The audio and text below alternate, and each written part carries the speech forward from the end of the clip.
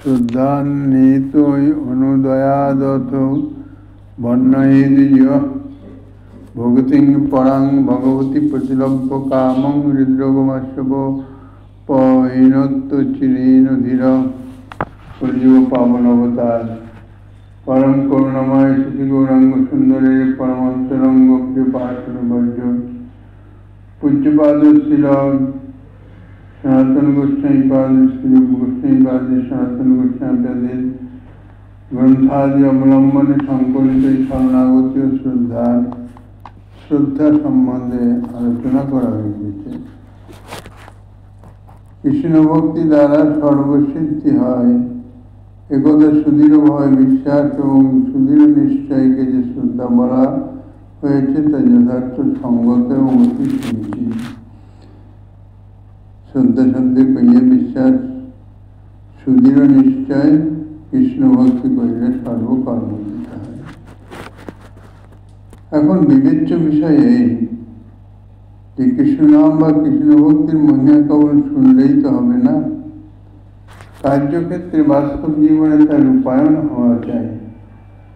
আমাদের প্রাত্যহিক জীবনে তার সংযোগ থাকা চাই, কিন্তু ভগবানের সুদৃঢ় বিশ্বাস ব্যতীত, ভক্তিতে সুদৃঢ় নিশ্চয় ব্যতীত এটা কখনোই সম্ভব নয়। কৃষ্ণ ভক্তি সাধনার প্রতিটি অঙ্গ যাজনের ক্ষেত্রে এই সুদৃঢ় বিশ্বাস চাই। যদি কোনো রকম সন্দেহের বা অবিশ্বাসের আভাস চিত্তে প্রকাশিত হয় সন্দেহযুক্ত মনে, তাহলে ভক্তি অঙ্গের যাজন দ্বারা বিশেষ কিছু ফল লাভ হয় না। এই জন্য ভক্তি অঙ্গের প্রত্যেক ক্ষেত্রেই এই সুদৃঢ় বিশ্বাসের কথা, শ্রদ্ধার কথা বিশেষভাবেই বলা হয়েছে। বিশ্বাস ব্যতীত, বিশ্বাসের দৃঢ়তা ব্যতীত তার ফল কখনো লাভ হয় না। তাতে যত ক্ষমতাশালী ভক্তি হোক না কেন, যত বেশি আড়ম্বর সহ ভক্তির অনুষ্ঠান হোক না কেন, কিন্তু তার যে ভক্তি সম্বন্ধে, ভক্তির মহিমা সম্বন্ধে, মাহাত্ম্য সম্বন্ধে শাস্ত্র গ্রন্থে যা লিখিত আছে সে সম্বন্ধে যে অন্তরে বিশ্বাস, সাধারণ বিশ্বাসে হবে না, সুদৃঢ় বিশ্বাস চাই, তাহলেই সেই ভক্তি অঙ্গে কার্য করবে। শ্রী ভাগবতে ভগবান শ্রীকৃষ্ণের সাথে ব্রজগোপীগণের যে প্রেমময় নিত্য প্রধান রসবিলাসের কথা বলা হয়েছে, যার নাম হচ্ছে রাসলীলা, সর্বলীলা মুকুটমণি রাসলীলা। সেই রাসলীলা সম্বন্ধে এমন অসাধারণ মহিমা কথা বলা আছে যে জীবের হৃদয়ে যে অনাদিকালের ব্যাধি আছে, যার নাম কাম ব্যাধি, এই মারাত্মক ব্যাধিও নির্মূল হয়ে যায় শুধুমাত্র রাসলীলার শ্রবণাঙ্গ ভক্তি যাজনে। কিন্তু আমরা তো কতবার রাসলীলা শ্রবণ করিতেছি, ওই হৃদয়ের যে কাম ব্যাধি তা থেকে তো মুক্ত হতে পারছি না। তাহলে বোঝা যাবে যে আমাদের বিশ্বাস এখনো হয় নাই, শ্রদ্ধা তো পরের কথা। আমরা এই কথা অনেকেই বেশ ভালোভাবেই জানি, তাই স্বচ্ছন্দে সর্বত্র অতি প্রাঞ্জল ভাষা দিয়ে বর্ণনা করা হয়। কিন্তু কিভাবে রাসলীলা বলতে এবং শুনতে হবে এই কথাটি কিন্তু বিশেষ একটা বলা হয় না। এই কথাটি, এই ভাবটি অনেকে জানেই না। অনুধাবন করলে দেখা যাবে সেখানেও শ্রদ্ধা বা সুদৃঢ় বিশ্বাসের সাথে শ্রবণ কীর্তনের স্মরণে করার যে নির্দেশ আছে, দার্শনিক সুরসিক লীলাভক্তগণ অতি স্পষ্ট ভাষায় তাহা জানিয়ে দিয়েছেন। ভাগবতের লীলাভক্ত ছিল সুখদেব গোস্বামী চরণ, তাই বলেছেন শ্রদ্ধান্বিত অনুবাদত বর্ণয়েদিজ ভক্তিং পরাং ভগবতী প্রতিলভ্য কামং হৃদ্রগমাস্য পনিত্য চিরেন ধীর। এই শ্লোকের মধ্যে ব্রজলীলার সকলের মুকুটমণি যে রাসলীলা, শ্রী গোবিন্দের অনন্ত লীলা, অনন্ত স্বরূপে অনন্ত লীলা করিতেছেন। সর্বলীলার মধ্যে শ্রী গোবিন্দের ব্রজলীলাই হইতেছে সর্বশ্রেষ্ঠ, সর্বোত্তম। কেননা ব্রজলীলা হচ্ছে প্রেমের লীলা, ব্রজভূমি প্রেম ভূমি, প্রেম ব্যতীত এখানে অন্য কিছু নাই। তাই সেই ব্রজলীলা পুরোটাই প্রেমময় লীলা, প্রতিক্ষণেই আনন্দময়। ঠিকই সেই ব্রজলীলার মধ্যেও আবার সর্বলীলা মুকুটমণি রাসলীলা। এই শ্লোকের মধ্যেই ব্রজলীলা সকলের মুকুটমণি রাসলীলা শ্রবণ এবং কীর্তনের যে অসাধারণ অসমর্থ মহিমার কথা বলা হয়েছে।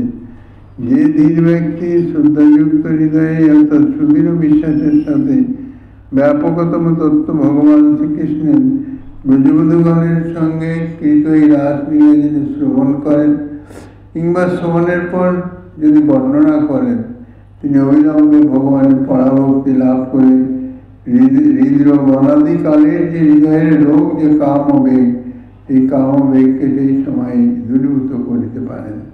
অর্থাৎ সেই কামবেগ হৃদয় পবিত্র শুদ্ধ হয়ে কামবেগ দূরীভূত হয়ে যায়।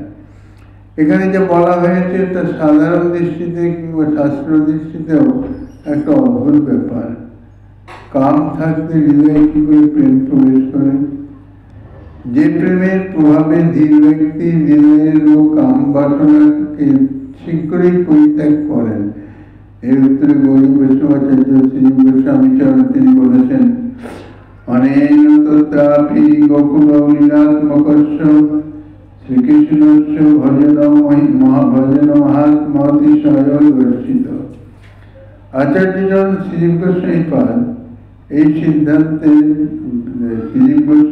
যে সিদ্ধান্ত করেছেন তার মর্মই যে স্বয়ং ভগবান শ্রীকৃষ্ণের এই ব্রজ সম্বলিত যে লীলা সকল, সেই লীলা সম্বন্ধিত শ্রীকৃষ্ণ ভজনের অতিশয় মহিমা জানাতে লীলা ভক্ত শ্রী সুখদেব গোস্বামীচরণ জানালেন যে শ্রীকৃষ্ণের লীলার মধ্যেও শ্রীকৃষ্ণের ন্যায় অচিন্ত শক্তি বিদ্যমান।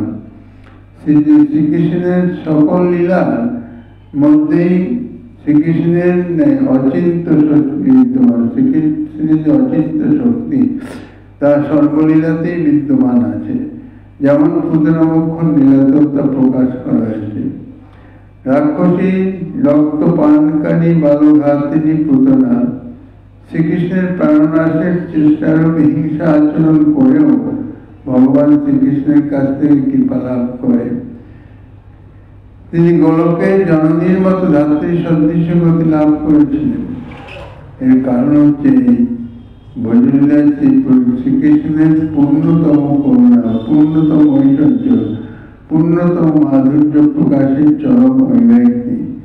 ব্রজলীলা হচ্ছে মাধুর্যময় লীলা, প্রেমময় লীলা। এখানে ঐশ্বর্য সরৈশ্বর্যপূর্ণ ভগবান স্বয়ং ভগবানের যে ঐশ্বর্য এবং মাধুর্য উভয় সম্যক রূপে প্রকটিত হয়।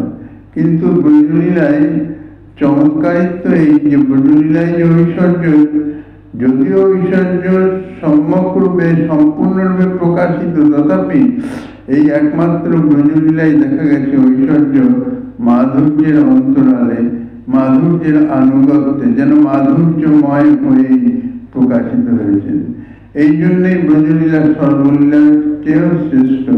সর্বলীলা মুকুটমণি শ্রী ব্রজলীলা। শ্রীকৃষ্ণের কাছ থেকে কৃপা লাভ করলেন পুতনা। পুতনা কোন রকম ভজন সাধনের কথা দূর, হিংসা প্রবৃত্তি বালঘাতিনী সেই যে পুতনা শ্রীকৃষ্ণকে হত্যা করবার নিমিত্ত স্তনে কালকুট বিষ লেপন করে গেছেন, কিন্তু বাহ্যিক আচরণটা করেছেন মাতার মতন। তা নইলে সে শিশুর কাছে পৌঁছানো যাবে না। নিজের স্বরূপে রাক্ষসী স্বরূপে যদি তিনি আসেন তাহলে তো সেখানে পৌঁছানোই যাবে না, বরং সেটা একটা অন্যরকম হয়ে যাবে।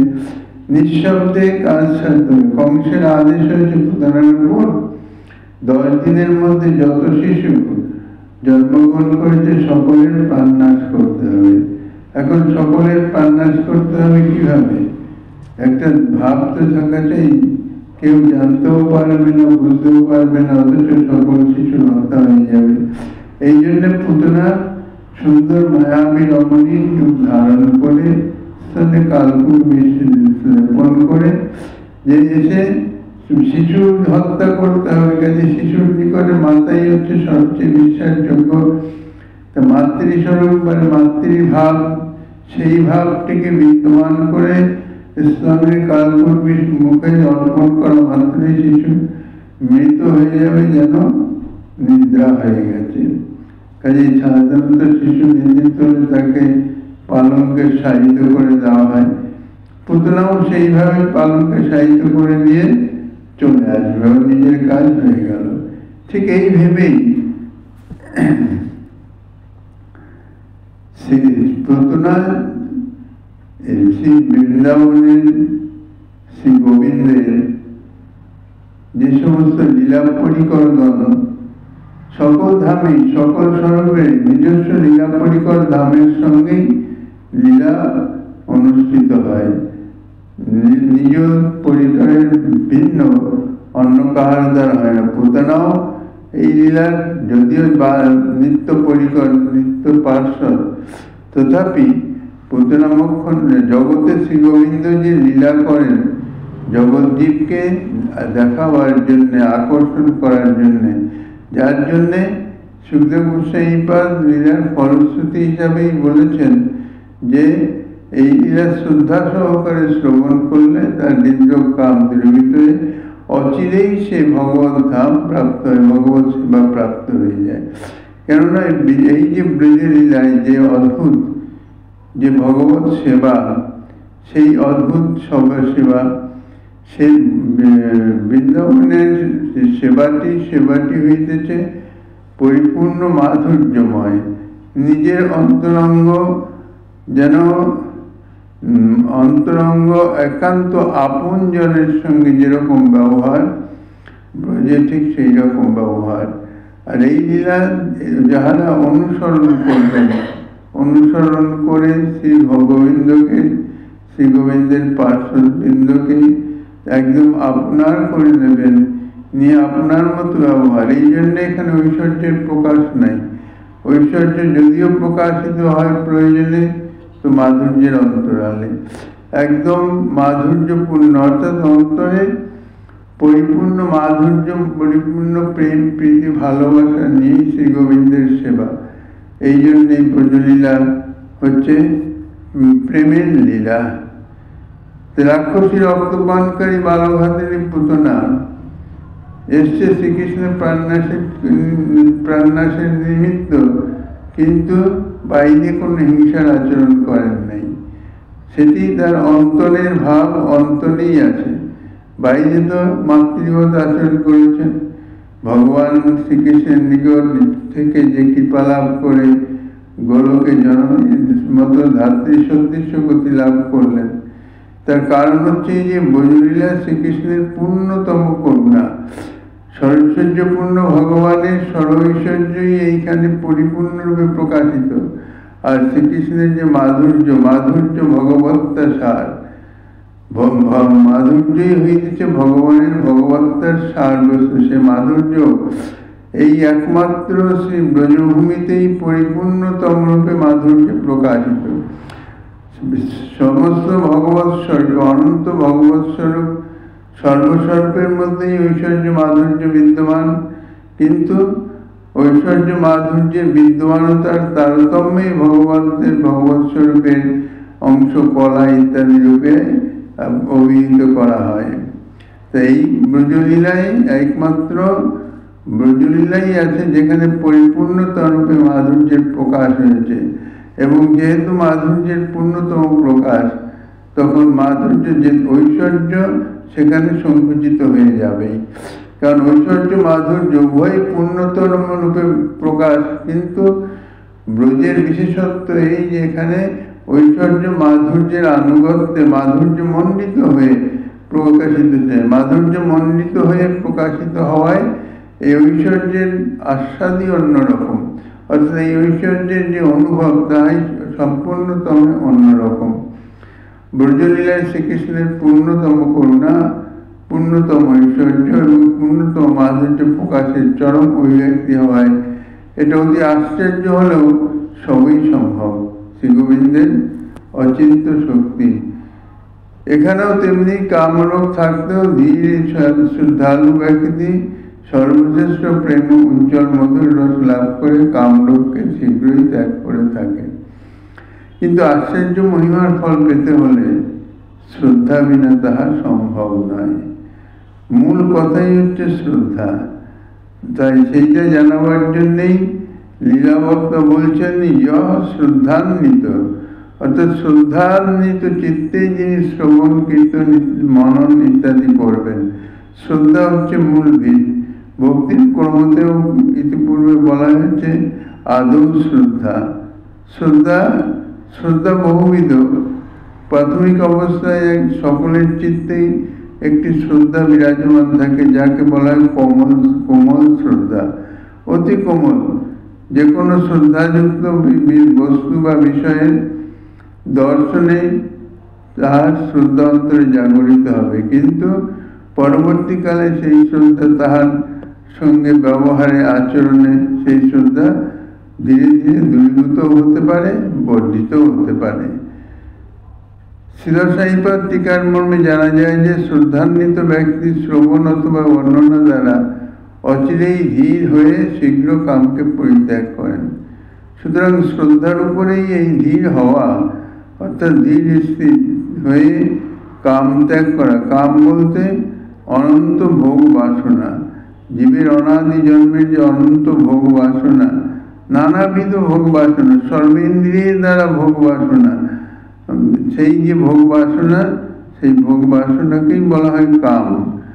কাম মানে শুধু শরীরের সংযোগ নয়, যে কোনো বিষয়ে নিজ সম্বন্ধনীয় যে কোনো বিষয়ে প্রাপ্তির নামই হইতেছে কাম। প্রাপ্তির জন্য যে বাসনা, তার নামই কাম। ধীর হওয়া এবং কাম ত্যাগ করা সবকিছু নির্ভর করছে এই শ্রদ্ধার উপর।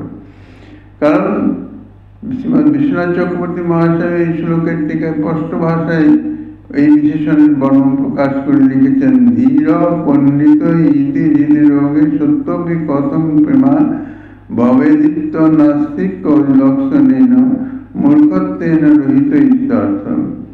অতএব শ্রদ্ধান্বিত ইতি শাস্ত্রা বিশ্বাসিনাং নাম অপরাধীনং প্রেমাপি নাঙ্গীকরতি ভাব। অর্থাৎ ধীর শব্দে আস্তিক্য বুদ্ধি বিশিষ্ট পণ্ডিতকে বলা যায়। তার ভগবানের পরমতম বিশ্বাস থাকা চাই এবং অত্যন্ত বুদ্ধিমান বিশিষ্ট শাস্ত্রজ্ঞ যিনি, তিনি হচ্ছেন ধীর। হৃদরোগ কাম থাকতেও কামের বিরোধী বস্তু অপ্রাকৃত প্রেম কি করে হতে পারে? এরকম সন্দেহ। যাহা কাম তাহা নাহি রাম, যাহা রাম তাহা নাহি কাম। দুটো আলো অন্ধকারের ন্যায় যে হৃদয়ে কামের আভাসেরও বিদ্যমান থাকে, সেই হৃদয়ে কখনো প্রেম প্রকাশিত হতে পারে না। আর যেখানে প্রেম প্রকাশিত হবে সেখানে কামের লেশাভাসও থাকতে পারে না। এই দুইটি বিষয় কি করে একসঙ্গে সামঞ্জস্য করা যায়? সুদৃঢ় শাস্ত্র বিশ্বাসের নামই হচ্ছে শ্রদ্ধা। তাই শ্রদ্ধাবান ব্যক্তি জগতে অত্যন্ত দুর্লভ। তাই হরিভক্তিকে সুদুর্লভ বলা হয়েছে। জগতে সচরাচর যে শ্রদ্ধা দেখা যায় তা প্রায়শই লোক পরম্পরা থেকে জ্ঞাত যে লৌকিক শ্রদ্ধা। ইহা অত্যন্ত কোমল, যে কোনো মুহূর্তে পরিবর্তিত হতে পারে। এই কারণে শাস্ত্রীয় শ্রদ্ধা যারা হয়, শাস্ত্র জ্ঞান সম্পন্ন হয়ে শাস্ত্রের শ্রদ্ধার যে বিশেষণ দিয়েছেন, সেই রকম শ্রদ্ধা যারা হয় তার কখনো কোনো সময় দুরাচারিতা প্রভৃতি ভক্তি বিরোধী শাস্ত্র পরিপন্থী কোনো দোষ থাকতে পারে না।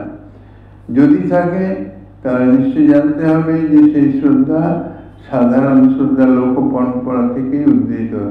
শাস্ত্রীয় শ্রদ্ধা নয়, শাস্ত্র বিচারজনিত শাস্ত্র জ্ঞান লাভ করে তারপরে সেই থেকে যে শ্রদ্ধা সেই জাতীয় শ্রদ্ধা নয়। যদি বলা যায় যে সে গীতা শাস্ত্রে দুরাচারিতা থাকা সত্ত্বেও তাহাকে সাধু বলে হয়েছেন, অপিচে সুদুরাচার ভয়তে মামন্যান্য ভাগ সাধুরেব সমন্তব্য সম্মত ব্যবস্থিত এইসব। গীতায় যে এই কথা ঘোষণা করেছেন যে অতি বড় সুদুরাচার সাধু বলে দৃঢ়তার সঙ্গে ঘোষণা করা যায়, তাকে সাধু বলে জানবে, তাকে শাস্ত্রীয় শ্রদ্ধার উপর প্রতিষ্ঠিত নয়। কেননা সেখানে বলা হয়েছে যে অপি চেত সুদূরাচার ভয়তে মাম অনন্য ভাগ, মাম অনন্য ভাগ, আমাকে অনন্য ভাবে এই অনন্যভাবে ভজন যে তিনি করবেন, তারা যদি শ্রদ্ধাই না থাকে তাহলে অনন্য ভজন হতেই পারে না। কাজেই এটাও তাকে যে সাধু বলে গণ্য করা হবে সেটাও শ্রদ্ধার উপরই প্রতিষ্ঠিত, শ্রদ্ধার উপর প্রতিষ্ঠিত নয়। এই উত্তরে বলছেন যে না, তার শাস্ত্রীয় শ্রদ্ধা সেটি শাস্ত্রীয় শ্রদ্ধা নয়, লোক পরম্পরা থেকে জাত লৌকিক শ্রদ্ধা। লৌকিক শ্রদ্ধা থেকেই সে অনন্য রূপে শ্রী ভগবানই ভজনা করে।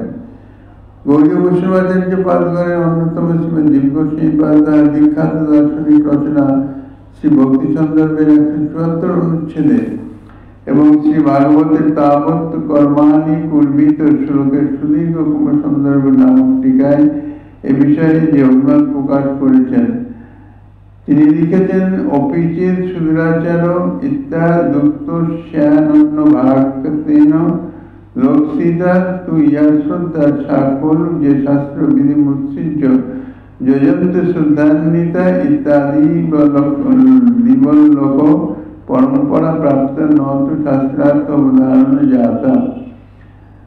শাস্ত্রীয় শ্রদ্ধায়ন্তু জাতয়ং সুদূরাচারত্ব যোগ স্যার পরপত্নী পরদ্রব্যত্যাদিনি তদ্ভক্তত্ব বিরোধাচ্যা। গীতাশাস্ত্রে যে বলা হয়েছে, যদি কোনো সুদূরাচারী ব্যক্তিও অন্যভাবে আমাকে ভক্তি করে তাহাকে সাধু বলেই জানবে। এই বাক্য অনুসারে অনন্যভাবে ভগবত উপাসক হওয়ার জন্য তাহাকে সাধু বলা হয়েছে। তার মানে সুদূরাচারী ব্যক্তিকে কেউ সাধু বলবে না, তাই সে সুদূরাচারী থাকবেন। কিন্তু তার আচরণে যে শ্রদ্ধা লক্ষিত হয়েছে তার শাস্ত্রীয় শ্রদ্ধা নয়। কেননা সুদূরাচারী ব্যক্তি যদি শাস্ত্র জ্ঞানী থাকবে তাহলে সে তার আচার শাস্ত্রীয় আচার হবে, অশাস্ত্রীয় আচার তার হতেই পারে না। তাই সে গীতাশাস্ত্রে অন্যত্র বলা হয়েছে, যে ব্যক্তি শাস্ত্রবিধি উল্লঙ্ঘন করে শ্রদ্ধাযুক্ত হয়ে পূজন করে, উক্ত কথিত শ্রদ্ধা যেমন শাস্ত্রীয় শ্রদ্ধা নয়, লোক পরম্পরা জাত শ্রদ্ধা। ঠিক সেই রকম সুদূরাচারী ব্যক্তিরও ভগবানের যে শ্রদ্ধার কথা বলা হয়েছে তাও লোক পরম্পরা থেকে জাত, ভগবত কথা শ্রবণ ইত্যাদির মাধ্যম থেকে জাত, শাস্ত্র বিচারের তাৎপর্য থেকে উত্থিত শাস্ত্রীয় শ্রদ্ধা নয়। কেননা সে শাস্ত্র বিচার সম্বন্ধে কিছুই জানে না। শাস্ত্রীয় শ্রদ্ধা যার হৃদয়ে উদিত হয় তার কখনো শাস্ত্র বিরুদ্ধ দুরাচারের প্রবৃত্তি জন্মাতেই পারে না। কেননা শাস্ত্রের মর্ম সে অবগত আছে, শাস্ত্রের মর্ম অবগত হয়ে তার হৃদয়ে শ্রদ্ধা জাত হয়েছে। তাই তার দ্বারা কস্মিন কালেও দুরাচার প্রবৃত্তি তার হৃদয়ে কখনো আসতে পারে না। বিষ্ণু পুরাণ প্রভৃতি শাস্ত্রে বলা হয়েছে, যে ব্যক্তি পরপত্নী পরদ্রব্য পরহিংসা মতি করেন না, সেই পুরুষ কর্তৃকই বিষ্ণু সন্তোষিত হন। অর্থাৎ সেই ব্যক্তি বিষ্ণুর আরাধনা করে বিষ্ণুকে প্রসন্ন করেন ইত্যাদি বিষ্ণু দূষণ শাস্ত্র অনুসারে দুরাচারিতা বিরোধ উপস্থিত হয়। আরো বলা হয়েছে, যে ব্যক্তি ভগবৎকৃত মর্যাদা অর্থাৎ শাস্ত্রবর্ণিত নিয়ম অতিক্রম করে তাকে বিষ্ণু ভক্ত বলে মনে করবেন না। যিনি বিষ্ণু ভক্ত হবেন তিনি অবশ্যই শাস্ত্রসম্মত আচরণ করিবেন। কেননা শাস্ত্রসম্মত আচরণ করলেই তার বিষ্ণু ভক্তি হয়। স্বধর্ম পালন, শাস্ত্রসম্মত আচরণেই হচ্ছে স্বধর্ম পালন, স্বধর্ম পালনে বিষ্ণু ভক্তি হয়। সে যদি নিজের স্বধর্ম পালন না করে তাহলে তাকে বিষ্ণু ভক্ত বলে মনে করবে না, যেহেতু পবিত্র ধর্মেই শ্রী উপাসিত হন। অতএব এই সকল শাস্ত্র প্রমাণ অনুসারে শাস্ত্র মর্যাদা লঙ্ঘন করা ভগবত ভক্তি ধর্মের বিরুদ্ধ হয়। সুতরাং দুরাচারিতার অস্তিত্ব থাকায় বুঝতে হবে তার শাস্ত্রীয় শ্রদ্ধা নয়। আচার্যবাদ কিন্তু উপরোক্ত শাস্ত্র প্রমাণ অনুসারে জানানো হচ্ছে যে কোনো প্রকার শাস্ত্র বিরুদ্ধ দুরাচার বা অধর্মযুক্ত ব্যবহার যদি কোনো সাধু বা ভক্তের মধ্যে দেখা যায়, সেই সব ক্ষেত্রে অবশ্যই বুঝতে হবে সেই শ্রদ্ধা শাস্ত্র বিচার প্রসূত শাস্ত্রীয় শ্রদ্ধা নয়, তাহা লোক পরম্পরা থেকেই জাত লৌকিক শ্রদ্ধা। অপিচেত সুদূরাচার এই শ্লোকে বর্ণিত যে শ্রদ্ধা এবং সেই শ্রদ্ধালু ভক্তের সাধুত্বের তাৎপর্য জানাতে আচার্যপাল লিখেছেন, এই শ্লোকে কথিত দেবতান্তর রহিত অনন্য ভগবত উপাসকের যে সুদূরাচারিতার কথা বলা হয়েছে, সেই সুদূরাচারিতা ভগবত ভক্তি মহিমার বিশ্বাস থেকে উত্থিত নয়। যেহেতু অপি শব্দের দ্বারা দুরাচারিত্বের হেয়ত্বই প্রকাশ করা হয়েছে, তাই পরবর্তী শ্লোকেই বলেছেন, আমার অনন্য ভজন পরায়ণ সুদূরাচারী সেই ব্যক্তি খুব শীঘ্রই ধর্মাত্মা হয়ে নিত্য শান্তি লাভ করিতে পারেন। সুতরাং ধর্মজীবন হওয়ার দুরাচারত্ব থেকে নিবৃত্ত হওয়ার উপদেশ থাকায় ওই শ্লোকে কথিত দুরাচারত্বের হেয়ত্বই প্রতিপাদিত হয়েছে।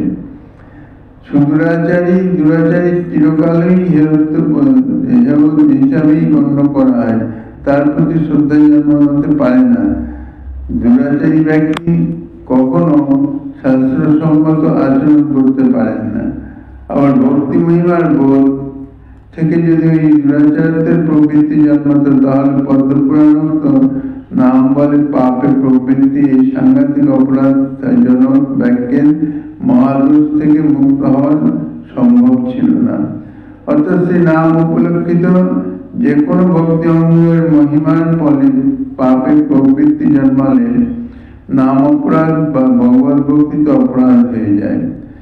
নাম অপরাধ হলে সেখানে তো প্রেমের প্রকাশ হবেই না, কেননা নাম অপরাধ, ভক্তি অপরাধ, ভগবত অপরাধ ইত্যাদি সমস্তই নাম অপরাধের অন্তর্ভুক্ত। যদি নাম অপরাধ এসে উপস্থিত হয়ে যায়, তাহলে সে কোনো মতেই ভক্ত বা সাধু হতে পারে না। একথা স্পষ্ট হয়ে পদ্মপুরাণে বলা আছে। একথার সোজা অর্থ যে, যদি কেউ মনে করেন ভগবান নামে যখন সর্বপাপ ক্ষয় হয়, নামাভাসেই পাপ ক্ষয় হয়ে যায়, তাহলে সেখানে যদি আমি নাম করি, তাহলে তো আমার সর্বপাপ ক্ষয় হয়ে যাবে, তো আমার পাপ হৃদয়ে অবস্থানই করতে পারবে না। তখন পাপ করলে তো কোনো ক্ষতি নেই, কারণ পাপ করলে তারপরে ভগবান নাম করবো, ব্যাস পাপ মুক্ত হয়ে যাবো ইত্যাদি ভাবনা করে যে পাপ করা হয়, তাকেই বলা হয় নাম বলে পাপর প্রবৃত্তি, এ একটি নাম অপরাধ। আর অপরাধ যুক্ত দেহে বা প্রাণে কখনো কস্মিন কালো প্রেম প্রকাশিত হতে পারে না। অপরাধের আভাস থাকতেও প্রেমের প্রকাশ হয় না। অপরাধ মুক্ত, সর্ব অপরাধ মুক্ত না হওয়া পর্যন্ত কখনো প্রেম প্রকাশিত হয় না। কারণ নাম অপরাধ একটা মারাত্মক অপরাধ, আর তার মধ্যেও আবার নাম বলে পাপ প্রবৃত্তি। যেহেতু নাম করলে নামাভাসেই মুক্তি লাভ হয়ে যায়, কাজেই আমি অপরাধ যাই করি না কেন, আমি একবার ঠাকুরের নাম করে দেবো, তাহলে সব অপরাধ থেকে আমার মুক্ত হবে। তাই নামের যে মহিমা, এই মহিমা শ্রবণ করে নামের সেই মহিমাকে কাজে লাগাবার জন্য, নিজের স্বার্থ সিদ্ধিতে লাগাবার জন্যই নাম বলে তার পাপ প্রবৃত্তি হচ্ছে। সেই জন্যে নামের ভরসায় যদি কেউ পাপ কর্ম করে, নাম আমাকে উদ্ধার করে দিবে, তাহলে সেটি হবে নাম অপরাধ। সেক্ষেত্রে নামের অপ্রসন্নতা জনিত, সেখানে নামের কোনো ফল ফলিত হবে না, অর্থাৎ সে অপরাধ থেকে মুক্ত হতে পারবে না। আর এই অপরাধের অনিবার্য ফলই হচ্ছে শ্রীমদ্ ভাগবতকে ভুলে যাওয়া এবং ভোগবিলাসে বা ধন সম্পত্তি ইত্যাদি বিষয়ে গাঢ় অভিনিবেশ এসে যায়, গাঢ় আসক্তি এসে উপস্থিত হয়। কিন্তু গীতজ্ঞ সুদূরাচারী ভগবত ভক্তের তো সে দোষ নাই। অতএব এখানে অপরাধ যে নাই তা নিঃসন্দেহ। যেহেতু ভক্তির বলের উপর নির্ভর করাটা দুরাচারী ভক্তের পাপে প্রবৃত্তি নয়, তাই ভক্তিতে অপরাধের ফল ভজন শৈথিল্য এবং ভগবানকে ভুলে যাওয়ার দোষও থাকে না। সেই জন্যই অনন্যভাবে ভগবত ভজন করতে পারে। আর ধীরে ধীরে অনন্যভাবে ভগবত ভজনের ফলে তার যে দুরাচারিতা, সেটাও দূরীভূত হয়ে যায়। এখানে বিবেচনার বিষয় এই যে ভগবত প্রীতি প্রদর্শন ও শাস্ত্রের প্রতি আদর বুদ্ধি থাকলে কখনো শাস্ত্র নিন্দিত দুরাচার যা অপরাধজনক কার্য বলে শাস্ত্রে বর্ণিত হয়েছে, তাহাদের প্রবৃত্তি জন্মাতে পারে না। সুতরাং সেই শ্রদ্ধা লোক পরম্পরাজাত শ্রদ্ধা। তাদৃশ শ্রদ্ধা কিন্তু ভক্তি অধিকারী বিশেষণ রূপে বলা হয় নাই। শ্রদ্ধাবান জন হয় ভক্তি অধিকারী। এখানে শ্রদ্ধাবান বলতে এই লোক পরম্পরা প্রাপ্ত শ্রদ্ধার কথা বলা হয় নাই, ভক্তির প্রশংসাতেই বলা হয়েছে। তথাপি ওইরূপ লোক পরম্পরাজাত শ্রদ্ধা ও ভগবানের অনন্যতার কারণে ভগবান সাধু বলে তাকে ঘোষণা করেছেন। শুধুমাত্র লোক পরম্পরাজাত শ্রদ্ধাতে নয়, ভগবানের অনন্যতা, একমাত্র ভগবানই আরাধ্য দেবতা, তাহারই আরাধনা করা হবে, অন্য দেবদেবী ইত্যাদি তাদের আরাধনার অপেক্ষা নাই। এই অনন্যতার যে গুণ, এই গুণেই ভগবান তাকে সাধু বলেছেন। এখানে ভগবানের উক্তির মর্মই যে সেই জাতীয় শ্রদ্ধাযুক্ত ব্যক্তি যদি ভক্তির অনুষ্ঠান করেন, তাহলেও যদি সাধু ধর্ম প্রাপ্তির হেতু হয়, তাহলে শাস্ত্রার্থে দৃঢ় বিশ্বাসজাত শ্রদ্ধা যে সাধুত্বের কারণ হবে, এতে সংশয়ের কোনো কারণ নাই। কিন্তু দেবতান্তরের পূজার মতো যেজন শাস্ত্রবিধি উল্লঙ্ঘন করে শ্রদ্ধাযুক্ত হৃদয়ে অর্জন করে, তাহলে যেমন সিদ্ধি অর্থাৎ চিত্তশুদ্ধি এবং উপাসনাত্মক সুখ ও পরাগতি মুক্তি লাভ করতে পারে না, সেই প্রকার ভগবত ভক্তজনের লৌকিক শ্রদ্ধাতেও কিন্তু সিদ্ধি বা চিত্তশুদ্ধি পরাগতি প্রভৃতি লাভ করতে পারে। অন্য দেবতার উপাসনা না করে অনন্য ভগবত উপাসনার ইহাই হচ্ছে বৈশিষ্ট্য। যদি সে শুদ্ধচিত্ত শাস্ত্রীয় শ্রদ্ধা বিদ্যমান, কিন্তু তা সত্ত্বেও দেবতান্তরের পূজা যদি সে করে, তাহলে কিন্তু তার হৃদয়ে সেই শ্রদ্ধা ধীরে ধীরে দূরীভূত হয়ে যায়, শ্রদ্ধার একনিষ্ঠতা থাকে না এবং শ্রী ভগবানের অনন্যতা তাহা খণ্ডিত হয়ে যায়। তাই এই যে অন্য দেবতার উপাসনা না করে অনন্য ভগবত উপাসনা, এটাই হচ্ছে বৈশিষ্ট্য। আর এটি হচ্ছে অপিচের সুদূরাচার্য শ্লোকের তাৎপর্য। সে যত বড় সুদূরাচারী হোক না কেন, সে অনন্যভাবে ভগবত ভজন করছেন। অনন্যভাবে ভগবত ভজনের ফলে তাহার যে দুরাচারিত, তাহা অতি শীঘ্রই দূরীভূত হয়ে যাবে এবং অতি ক্ষিপ্র সে সাধুত্বে প্রকৃত আচারবান সাধুতে পরিণত হয়ে যাবে। কিন্তু সাধারণত লৌকিক শ্রদ্ধা দ্বারা কখনো অনন্য অকিঞ্চনা ভক্তি লাভ হয় না। আচার্যপাদ শ্রীজীব গোস্বামীপাদের এই বিচার শৈলীতে জানা যায় যে শাস্ত্র বাক্যে সুদৃঢ় বিশ্বাসী হল শাস্ত্রীয় শ্রদ্ধা। আরও জানা গেল এই শাস্ত্রীয় শ্রদ্ধা যার হয়, তার শাস্ত্র বিশুদ্ধ কোনো প্রকার নিন্দিত কার্যে কোনো কাজে প্রবৃত্তি হতে পারে না। বস্তুতপক্ষে সত্যকার ভগবত উন্মুখিতা শাস্ত্রীয় শ্রদ্ধালু ব্যক্তিরই হয়ে থাকে। এই শ্রদ্ধা দ্বারাই অকিঞ্চনা অনন্য শ্রদ্ধা ভক্তিতে প্রবেশ হয়। এই শ্রদ্ধা যার নাই, এই শ্রদ্ধা যার জন্মে নাই, তার ভক্তি আচরণ যতই নিঃশ্বাসহ হোক না কেন, তা অকিঞ্চনা বা অনন্য বা শুদ্ধা ভক্তি বলে গণ্য হতে পারে না, যার সুপরিণাম সর্বোত্তম ভগবতীর অতি লাভ। এছাড়া দ্বিতীয় আর কোনো পথ নাই। কারণ আচার্যপাদ শাস্ত্রীয় শ্রদ্ধা এবং লোক পরম্পরাজাত লৌকিক শ্রদ্ধা সম্বন্ধে আলোচনা করে তার পার্থক্য জানালেন, যাতে আমরা শাস্ত্রীয় শ্রদ্ধা লাভে সচেষ্ট হই। শাস্ত্রীয় শ্রদ্ধার মাধ্যমেই ভগবতের অনন্য স্মরণতা অতি শীঘ্র এসে উপস্থিত হয়। যদিও ভগবান বলছেন অপিচের সুদূরাচার্য ভজতে অনন্য ভাগ, এখানে অনন্য ভজনের মহিমার নিমিত্তই তার সুদূরাচারিত্বের কথা বলেছেন। এখানে সুদূরাচার্যের কোনো সুদূরাচারী হলেই যে সে ভগবানের অনন্য ভক্ত হবে এবং সে ভগবত সেবা করে উদ্ধার হয়ে যাবে, ইহা কখনোই সম্ভবপর নয়। এখানে সুদূরাচারীর কথা বলেছে অনন্য ভক্তির মহিমা জ্ঞাপন করবার জন্য। অনন্য ভক্তির এতাদৃশ মহিমা যে যদি কোনো দুরাচারী ব্যক্তি অনন্যভাবে শ্রী গোবিন্দের ভজনায় রত হন, তাহলে তাকে সাধু বলা যাবে, সাধু বলতে হবে। কেননা অতি শীঘ্র তার সেই যে দুরাচারিত তা খণ্ডন হয়ে যাবে, শুধুমাত্র শ্রী ভগবানের অনন্য ভক্তির প্রভাবে। শাস্ত্রবাক্যে বিশ্বাসকে যে শ্রদ্ধা বলা হয়েছে, এর অর্থটা কিন্তু একটি ব্যাপক, যার বিস্তৃত বিবৃতি শ্রী চৈতন্য চরিতামৃতে যে সনাতন শিক্ষায় ব্যাখ্যাত হয়েছে, তা আমরা পরবর্তী অংশে বিবৃত করবার চেষ্টা করব। এর সংক্ষিপ্ত অর্থ হচ্ছে, সমগ্র শাস্ত্রের অন্যায় ব্যতিরেকমুখী যে সকল বিধি নিষেধে নির্দিষ্ট হয়েছে, তার সাক্ষাৎ ঈশ্বর বাক্য বুদ্ধিতে প্রত্যেক বাক্যের সমান মর্যাদা দিয়ে প্রত্যেক ক্ষেত্রে সিদ্ধান্তগত আচারগত বিষয়ে যা যা বিধি ও নিষেধ বলা হয়েছে, তাহার সর্বান্তঃকরণে সুদৃঢ় বিশ্বাসের সাথে জীবনে পালন করার নামই হইতেছে শাস্ত্রীয় শ্রদ্ধা। এই শ্রদ্ধা দ্বারাই যথার্থ প্রেম ভক্তির স্তরে উন্নীত হওয়া যায়।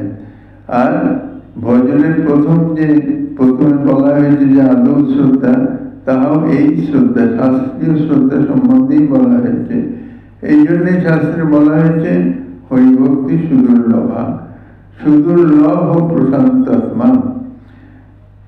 হরিভক্তি বাস্তবিক সুদুর্লভা এই কারণে যে এই জাতীয় শ্রদ্ধা জাত না হওয়া পর্যন্ত হরিভক্তি লাভ হবে না। এই সকল কথার তো তাৎপর্য আছে।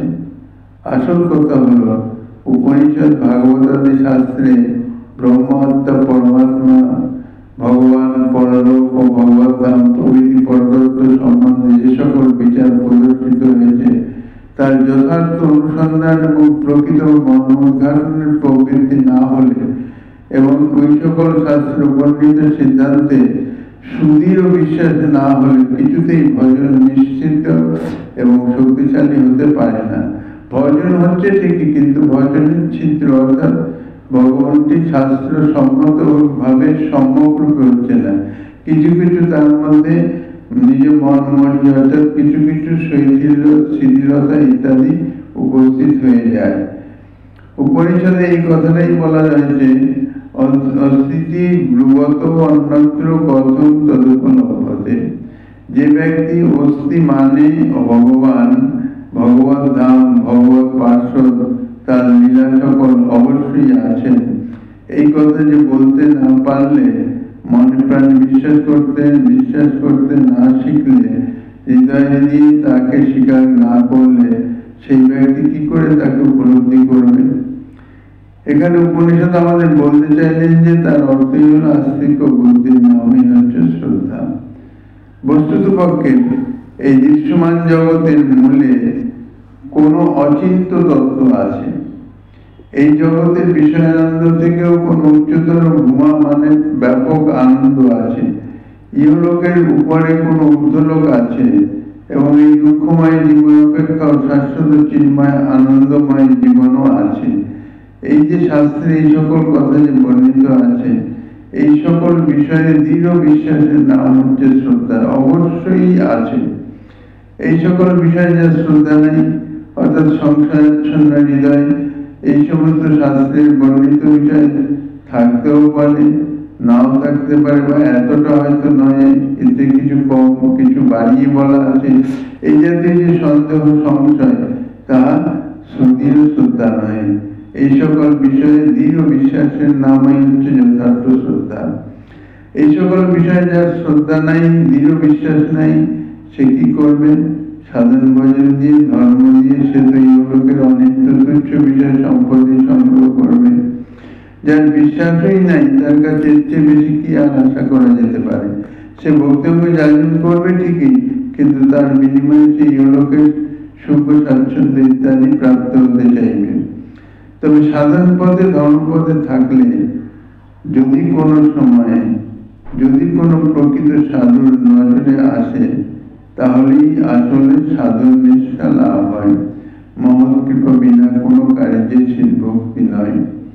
অর্থাৎ ভজন করতে করতে যদি কখনো কোনো ভাগ্যে কোনো মহতের দৃষ্টিতে আসা যায়, মহতের দৃষ্টিতে বললে, মহৎ দর্শন পেলে মনের ময়লা দূরীভূত হয়ে যায়, অর্থাৎ মনের যে কামনা, যে অবিশ্বাস, তাহা দূরীভূত হয়ে যায়। আসলে তখন সেই মহৎ কৃপার ফলে সাধনে নিষ্ঠা লাভ হয়, তখনই জীবনে ভগবত উপলব্ধির জন্য ব্যাকুলতা আসে। আর তাই এলেই জীবন ধন্য হয়ে যায়। যতক্ষণ না সেই ব্যাকুলতা আসিতেছে ততক্ষণ তার ভক্তি যথার্থ স্তরে উন্নীত হতে পারে না। সকলের মূলে হল শ্রদ্ধা, যার নাম সুদৃঢ় বিশ্বাস। শাস্ত্রবাক্যে কোনো সংশয় থাকা চলবে না, বিন্দুমাত্র সংশয়ের আভাসও নয়, কোনো সন্দেহের গন্ধ পর্যন্ত যেন না থাকে, তবেই হবে সুদৃঢ় বিশ্বাস। কারণ আগেই বলা হয়েছে সংশয়াত্মা বিনশ্যতি। যদি কোনো রকম শাস্ত্র যে মহিমার কথা বলা হয়েছে, সেই মহিমার সম্বন্ধে যদি বিন্দুমাত্র সংশয় এসে উপস্থিত হয় যে এতটা হতে পারে না, কিছু বাড়িয়ে বলা, এই জাতীয় যদি সংশয় একটু আসে, সংশয়ের আভাস আসলেও তার বিনাশ অবশ্যম্ভাবী, অর্থাৎ তার শ্রদ্ধা জাত হবে না। আর শ্রদ্ধা জাত না হলে ভক্তিপথে সে স্থায়ী হতে পারবে না। বাস্তবিক পক্ষে যার চিত্ত সংশয় দোলায় দোদুল্যমান, তার লক্ষ্য কখনো স্থির হতে পারে না, তার জীবনের শান্তি লাভও হতে পারে না। যেহেতু শ্রুতিতে আছে তরতি শোকম আত্মবিদ, আত্মতত্ত্ব বেত্তা পুরুষই এই দুঃখময় শোক সন্তপ্ত জীবন থেকে উত্তীর্ণ হতে পারে। সুতরাং মৌখিক কথায় কোনো কাজ হবে না, উপলব্ধি চাই। তার মূলই পরতত্ত্বে দৃঢ় বিশ্বাস, যার অপর নাম আস্তিক্য বুদ্ধি। উপনিষদ ভাষ্যে আচার্যদেব শঙ্কর এক সুন্দর অর্থ করেছেন। বেদৈক কম্ম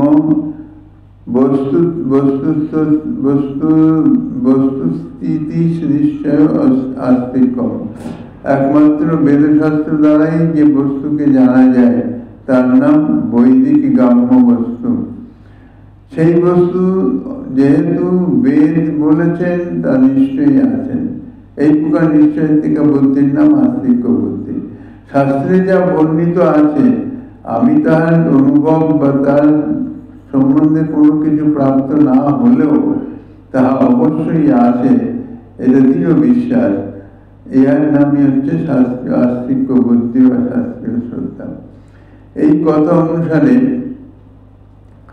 যে ব্যক্তি বেদাদি শাস্ত্রের খবরই রাখে না বা শাস্ত্রবেত্তাদিগের বাক্য অনুসন্ধান করে না, তার পক্ষে পরতত্ত্ব সম্বন্ধে এবং পরতত্ত্ব উপাসনা সম্বন্ধে কোনো বোধ থাকতে পারে না।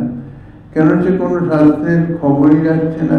আর যারা শাস্ত্র জানেন তাদের সঙ্গও নাই, কাজেই সে কি করে পরতত্ত্ব সম্বন্ধে তার উপাসনা সম্বন্ধে তার জ্ঞান হবে?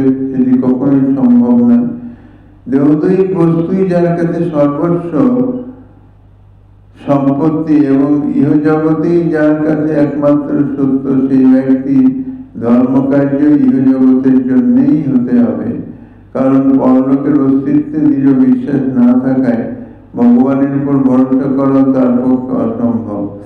এমতো অবস্থায় তাকে ধরে বেঁধে সাধনা করতে বললে সে তো সাধনের মধ্যে বা এই প্রকার সাধন জীবনের মধ্যে বিষয় সম্পত্তি ছাড়া তার পক্ষে ভগবানকে চাওয়া সম্ভব কি করে সম্ভব হবে? এই সমস্ত কারণেই প্রভু সনাতন শিক্ষায় প্রভু বলেছেন, শ্রদ্ধাবান জন হয় ভক্ত অধিকারী, উত্তম মধ্যম কনিষ্ঠ শ্রদ্ধা অনুসারী। একমাত্র শ্রদ্ধাবান জন তিনি হচ্ছেন ভক্তির অধিকারী। শুদ্ধা ভক্তি জাননের অধিকার লাভ করতে হলে তাকে এই শাস্ত্রীয় শ্রদ্ধা অবশ্যই প্রাপ্ত হতে হবে। শাস্ত্রীয় শ্রদ্ধা না জন্মালে সে কোনোভাবেই শুদ্ধ ভক্তির অধিকারী হতে পারেন না। এখানে ভক্তের অধিকারী বলতে শুদ্ধ ভক্তের কথাই, যে ভক্তির দ্বারা প্রেম প্রাপ্ত হওয়া যায় সেই শুদ্ধ ভক্তির কথা। যে ভক্তি শুদ্ধা ভক্তি, অমলা ভক্তি, কেবলা ভক্তি ইত্যাদি বিভিন্ন নামে প্রকাশিত। অর্থাৎ যে ভক্তির সঙ্গে অন্য কোনো কিছুর কোনো রকম মিশ্রণ নাই, তাই হচ্ছে শুদ্ধ ভক্তি। যে এই শ্রদ্ধা ব্যতীত এই শুদ্ধা ভক্তি কখনো প্রাপ্ত হওয়া যাবে না। তবে প্রভু এখানে একটু দৃষ্টান্ত দিয়ে দিয়েছেন যে শ্রদ্ধা অনুসারে শাস্ত্রীয় শ্রদ্ধাই শ্রদ্ধা অনুসারে উত্তম মধ্যম কনিষ্ঠ ভক্ত অধিকারী হতে পারে। যে যার শ্রদ্ধা এখনো অতটা নিষ্ঠাবান হয় নাই, তাকে সে কনিষ্ঠ ভক্তি জগতের কনিষ্ঠ অধিকারী হতে পারে। কিন্তু শাস্ত্রীয় শ্রদ্ধা হওয়া যায়, লোক পারম্পরিক শ্রদ্ধায় তাহা সেই শ্রদ্ধা নয়। শাস্ত্রীয় শ্রদ্ধায় যদি সম্যক রূপে হয় তাহলে সে উত্তম অধিকারী হবে। আর যার সেরকম না হয়, অল্প আছে শাস্ত্র জ্ঞান, এ সম্বন্ধে পরবর্তীতে আরো দৃষ্টান্ত দেওয়া হবে। যে সেই মধ্যম এবং যার সবে শ্রদ্ধা জাত হয়েছে, এখনো কোমলতায় বিদ্যমান, সুদৃঢ় নিশ্চয় অধিকার, সুদৃঢ় নিশ্চয়তাই এখনো পর্যবেসিত হয় নাই, সে যে শ্রদ্ধা অনুসারী তিনি কনিষ্ঠ ভক্তিতে অধিকারী হতে পারেন। এ সম্বন্ধে আরো যাহা কিছু আশ্বাদনে দিচ্ছেন শ্রীমন মহাপ্রভু গিরিধারীলালের কৃপা হলে আগামী দিন আশ্বাদনের